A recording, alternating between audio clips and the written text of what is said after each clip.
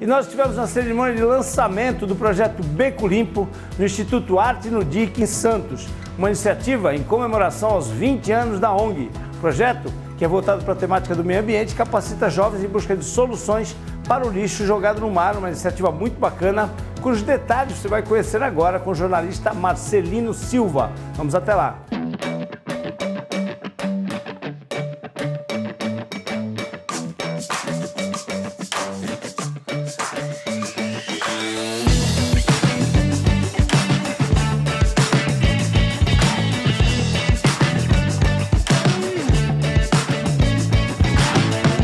Pedro, quem acompanha nosso programa em casa, hoje aqui no DIC da Vila Gilda, no projeto Arte no DIC, na tão querida Zona Noroeste. Ao meu lado é o prefeito Rogério Santos, veio para o lançamento do projeto Arte no DIC. Prefeito, obviamente aqui o Arte no DIC é um exemplo de desenvolvimento econômico, comunitário, onde o poder público não faz nada sozinho e vice-versa, né?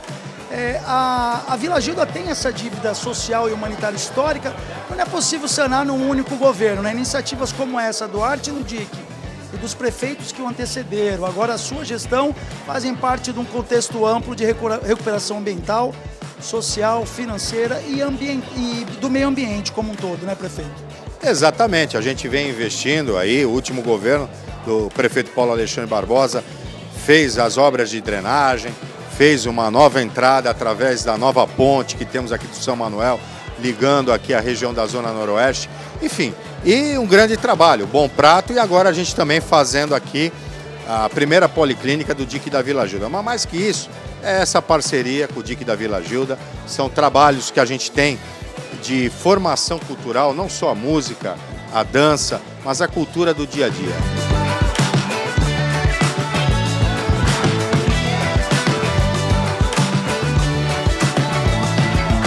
O DIC da Vila Gilda é conhecido na cidade de Santos, muitas vezes de maneira só negativa, e aqui a gente encontra cultura, a gente encontra alegria, mas a gente pode fazer muito mais. E é isso que a gente veio aqui, junto com a sociedade, junto com a OAB, com o Ministério Público, com o Arte no DIC, junto com toda a comunidade, fazer essa transformação tão necessária da Zona Noroeste e de todas as comunidades.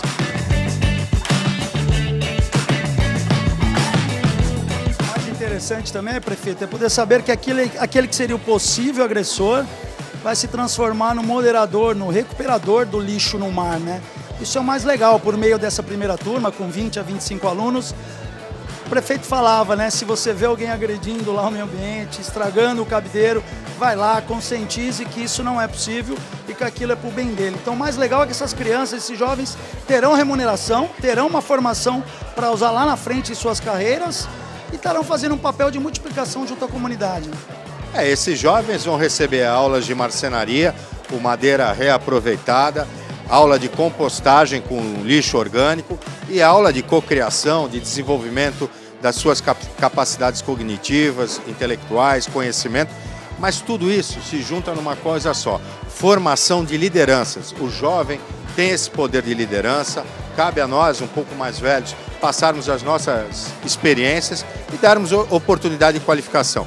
A gente tem que acreditar no futuro, investir no futuro. Formação de novas lideranças e tendo um resultado imediato. É essa expectativa que todos nós temos em cima dos jovens, é o que a gente conversou. Eles estão tendo uma oportunidade, mas vão ter que devolver essa oportunidade para a cidade.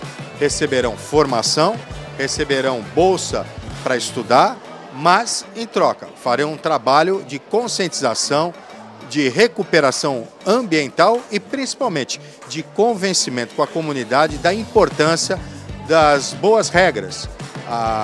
O recolhimento do lixo, a separação do lixo, não jogar lixo no mangue, enfim, é uma lição que serve para toda a nossa cidade e a gente parte através do convencimento do jovem, desses futuros líderes.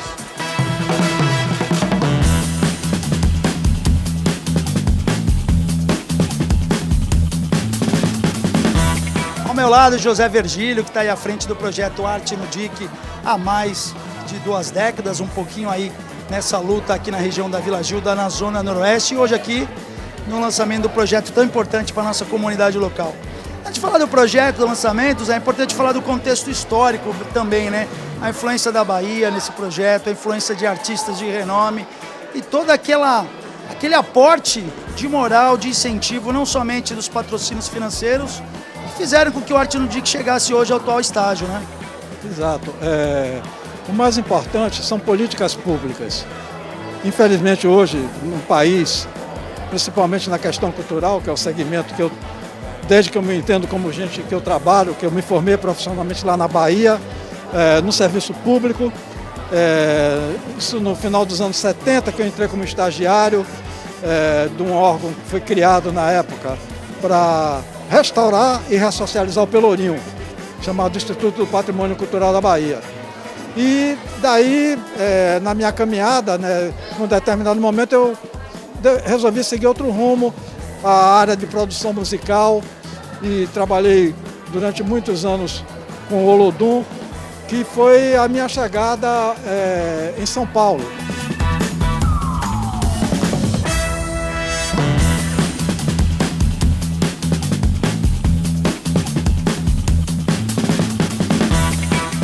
Uma pessoa que, como médico, o Fausto Figueira, que atuava na comunidade, viu os meninos tocarem e disse: eu quero levar isso para o DIC, lá para as palafitas. E a pessoa que acompanhava falou de mim e convidou para eu vir aqui. Daí foi todo o início do processo do Arte no DIC, com o pessoal do Instituto Elos, que me foi apresentado pelo Fausto na época, onde eu pedi a eles: olha, vamos construir um espaço cultural e tal, e vamos fazendo. O Gil foi para o Ministério da Cultura e numa conversa que eu tive com ele, ele perguntou se eu tinha algum interesse de trabalhar com ele lá no Ministério. Eu disse que não, porque eu tinha um compromisso com a Ivete, né, que eu tinha mais 2 anos de um projeto em Alphaville, né, de fazer uma festa fechada em Alphaville, e que eu não poderia abandonar o barco. Mas que eu estava aqui em Santos com o Olodum fazendo um projeto de percussão chamado Arte no DIC. E ele me mostrou as políticas públicas na época, né, que era dos Pontos de Cultura, um grande programa, que hoje está extinto, infelizmente, e Espaço Mais Cultura, que era a construção de uma biblioteca e uma sala de cinema em lugares vulneráveis como o DIC. Eu aí apresentei a ele um projeto, esse projeto, ele mandou ir em frente. E aquela coisa, você acreditar naquela pessoa, né, saber que aquela referência ali não ia... Se mandou em frente, vamos em frente. E daí veio o Arte no DIC, né? Aqui no projeto de lançamento do Beco Limpo, o secretário de Meio Ambiente de Santos, Marcos Libório, vai falar um pouquinho dessa iniciativa. Secretário, obrigado. Normalmente eu costumo usar uma frase: educando uma criança não se pune um adulto. É uma frase muito usada em segurança pública, né? Mas aqui no que a gente está vendo hoje serve para o meio ambiente, para as futuras gerações, né? Comente um pouquinho dessa preocupação que o Beco Limpo tem em transformar o que seria o possível agressor no protetor do meio ambiente. Olha, a frase é muito boa e se aplica totalmente aqui ao projeto Beco Limpo, é isso mesmo. A gente está buscando mudar o pensamento, mudar a forma de entender, né? Essas crianças, esses instrutores, né, adolescentes que estão hoje fazendo esse papel de interlocução entre a prefeitura e a comunidade local, através do Instituto Arte no DIC, são fundamentais. Por quê? A gente percebe que dá para mudar alguns pequenos hábitos e gestos em defesa do meio ambiente. Boa parte dos resíduos que chegam nas praias, chegam aos rios, tem origem nas palafitas. Então a gente precisa de alguma maneira agir na fonte. E agir na fonte significa o quê?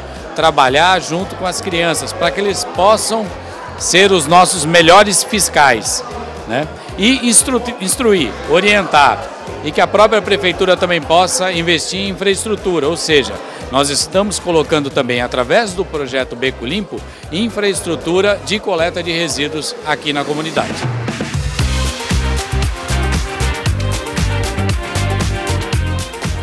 Secretário, é importante ressaltar também que quando surge um projeto, a gente imagina algo que veio no estalo, num pensamento da noite por dia, e acaba colocando em prática o fazejamento, o endireitamento do planejamento. Interessante saber que a equipe foi até a Suécia, fazer a transferência de tecnologia, coletar boas práticas, para que o projeto fosse implantado aqui, naquilo que é a maior favela de palafitas do Brasil. Conta um pouquinho para o nosso público como é que foi esse exemplo, esse aprendizado fora do Brasil. Olha, o aprendizado fora do Brasil foi interessante porque a gente mais ou menos tinha uma ideia do que tinha em mãos. Havia muita dificuldade em provar, havia muita dificuldade em metodologia adquirida e participação das universidades. E a ida até a Suécia, com a Agência Ambiental Sueca, nos trouxe algumas experiências já de fora do país, que, trazidas para Santos, promoveram o quê? A transformação do diagnóstico em projetos realmente em realização. O que acontece? Você fazer o diagnóstico da origem da poluição, ele é fundamental. Por quê? Porque você identificando a origem, identificando a fonte e com a metodologia correta, você acaba a longo prazo eliminando o problema, ou pelo menos buscando eliminar o problema. Então hoje quem vê o Beco Limpo tem que entender que é um longo processo. Foram anos estudando e definindo a metodologia para aplicação aqui nas comunidades. Então é um conjunto de estratégias. Beco Limpo é uma das estratégias, né, num processo de combate ao lixo no mar. Para encerrar, secretário, uma coisa interessante também, quando a gente pensa num projeto com essa magnitude, pensa que é o poder público apenas investindo recursos do munícipe, dos impostos, enfim. Mas não, vai ser uma oportunidade para as crianças que já foram selecionadas nessa primeira turma de gerar uma formação ambiental que possa até gerar emprego para elas no futuro, e elas serão remuneradas também pelo trabalho que elas vão realizar hoje. Seria isso? É isso. São bolsistas, né? Eles vão receber, tem uma carga horária bem reduzida, adequada à atividade deles, mas através desses recursos que vêm de multas ambientais, né, a gente está investindo, na realidade, na formação desses instrutores e na multiplicação do conhecimento. É um investimento muito bem colocado, né? É um investimento muito bem feito, que é um investimento direto na comunidade.